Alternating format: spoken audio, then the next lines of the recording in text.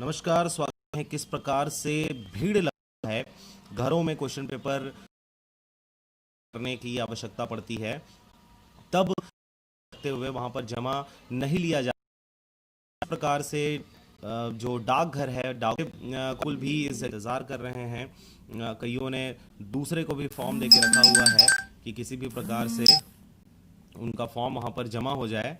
आप देख सकते हैं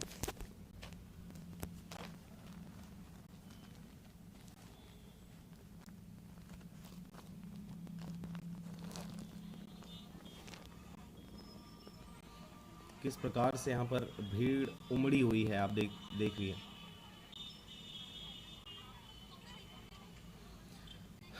ये नज़ारा है मुंगेली ज़िला के थाना के जस्ट बगल में है। आपका डाकघर, वहाँ पे ये स्थिति अभी है। लाइव आप देख सकते हैं किस प्रकार से वहाँ पर भीड़ उमड़ी हुई है, लोग सड़कों पे हैं। साथ ही अंदर की अगर बात करें तो अंदर में भी लाइन लगाए हुए हैं। यहाँ पर लड़के और लड़कियाँ दोनों एक ही लाइन पे आपको नज़र आएंगे। मास्क तो ज़रूर लगाए हुए हैं, लेकिन सोशल डिस्टेंसिंग दूर दूर तक